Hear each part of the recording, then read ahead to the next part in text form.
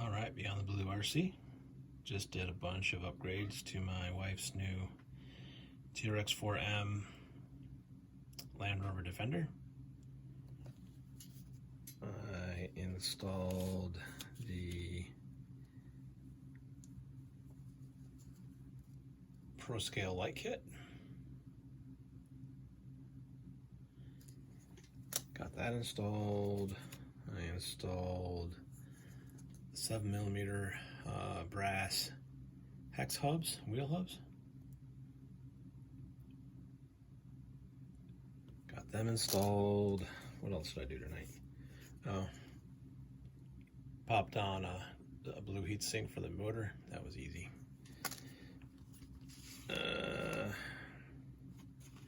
Installed some aluminum bumpers front and rear. And they got aluminum tow hooks as well, so that's pretty cool. And last but not least, installed some blue anodized aluminum suspension links. Those look really cool. Those look really cool. But, nevertheless,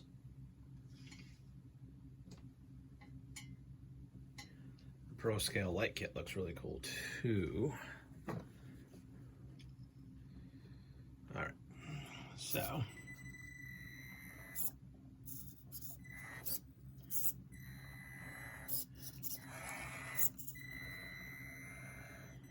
trying to show it off a little bit here.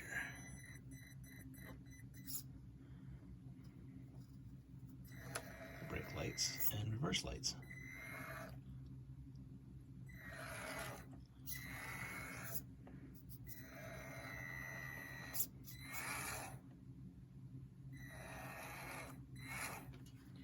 Very cool.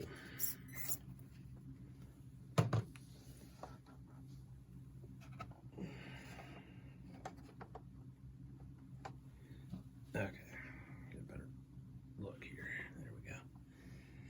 Get a close-up kind of view of it.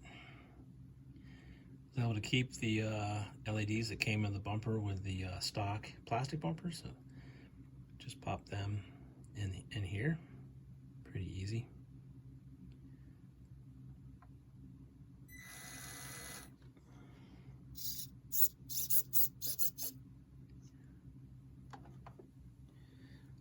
Pretty easy. Let's swing it around here so you can get a close-up of that rear end. Pretty sweet. So kept the stock light buckets on the outside, inside. They're different. Obviously, I'll show that in a minute, but brake lights. And then reverse lights. Kind of blocked by that jack, but it's there.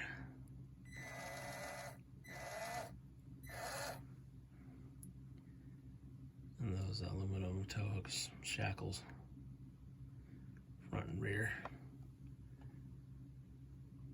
Pretty cool. Yeah, man. I like how that turned out. I know my wife's gonna be happy with it.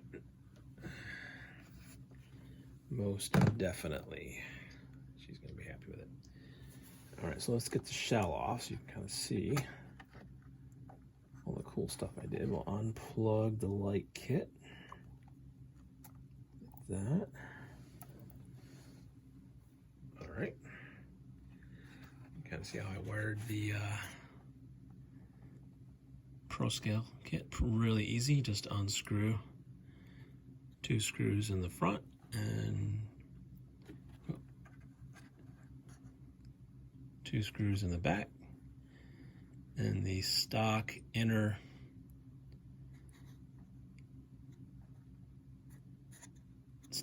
light buckets come right out. May need a pair of tweezers just to kind of pry them. They're a little snug, but they do come right out, and these plug right in. They give you screws. You can use the screws that you pulled out, or you can use the new screws. It doesn't really matter. I use the new screws. So that looks pretty sweet. Nice clean setup. Traxxas stuff's a little pricey, but on the, it is a nice clean install, which I do appreciate. And just some zip ties. I used some extra zip ties. They give you 2 zip ties. I used a few more of my own just to kind of clean it up, make it look a little neater. So that is the Pro Scale light kit there. That is that.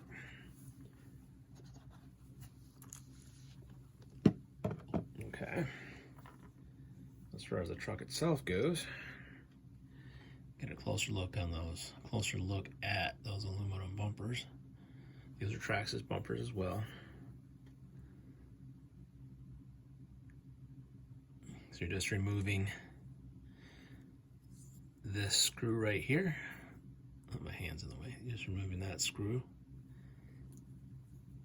and that screw. Removing the old bumper and putting the new one on.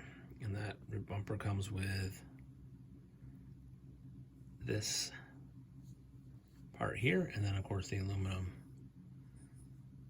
bumper itself. This is plastic, this bumper mount,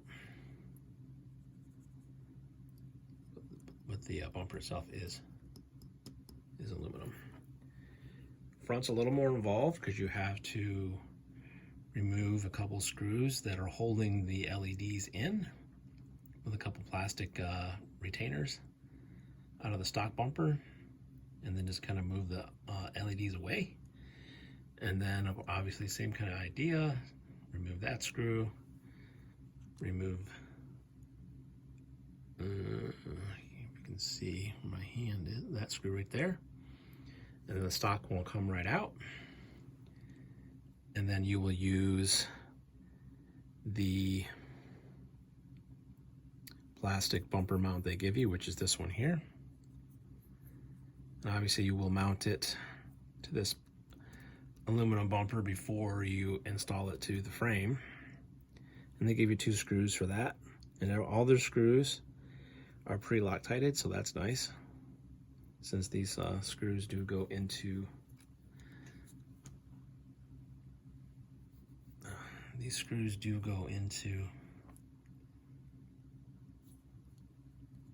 let's see if I get my hand in there so you can see what I'm talking about. These screws do go into metal, obviously. They go through the plastic mount, but they go into metal, so they are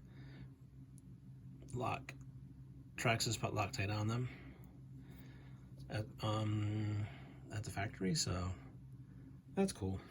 I can appreciate that. One less thing I gotta do. The only thing that they had a little bit of Loctite on these screws here. I just added a small drop more just for my own peace of mind.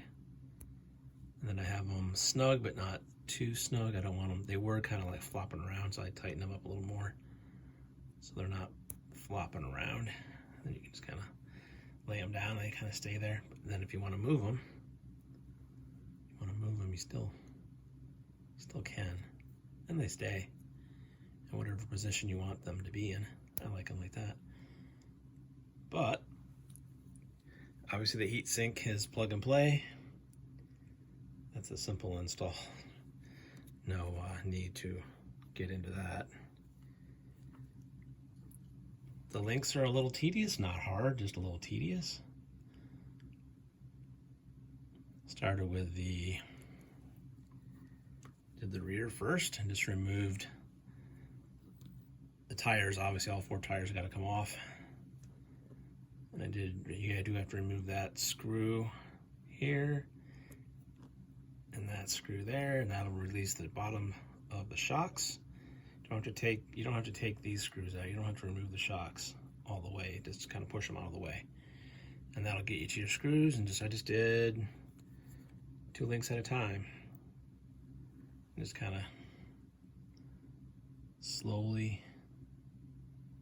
It's tedious, like I said, but it's not bad. It's just kind of tedious. But it looks really sharp. The front's a little more difficult. You got that servo mount here. I don't know if you can see it. There you go, that servo mount, which is also going into the mount for the links. So that all kind of moves around as you're trying to put it all back together, so it's a little bit of a pain. So I put these in first, put the screw through, snugged it up, didn't tighten it all the way down, and then I put these links in and then put the screws in. That seemed to be the easiest way to do it.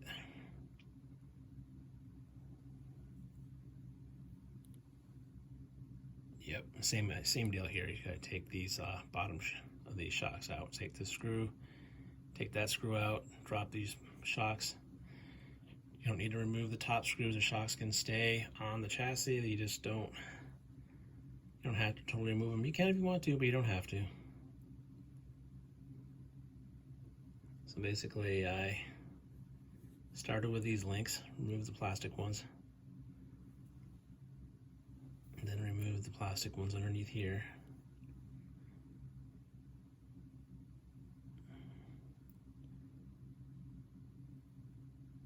And as I'm installing it, I didn't put the shock back on, but I did put the screw back in just to put this link in here. Same thing over here, just to kind of secure it. So the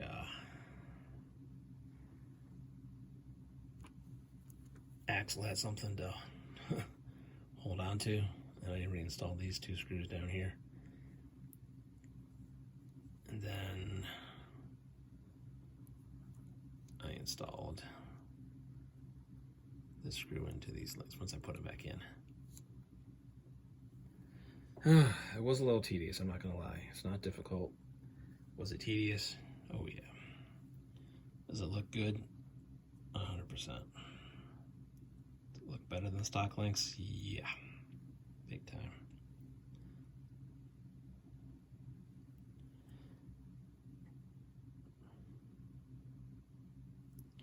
Very cool. And then of course I put the let's see if you can see them. Probably not, but we'll see. The brass hexes.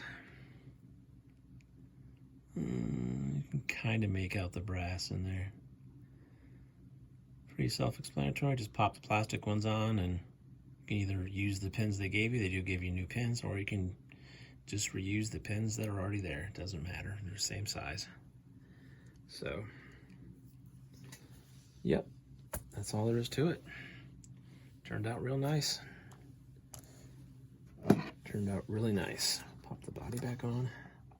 You don't have to run the light kit if you don't want to. You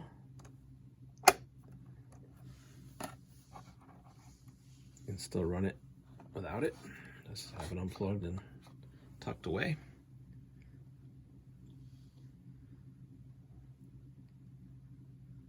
Yeah. Turned out nice. Not sure what else I'm going to do. I might throw some Traxxas shocks on there.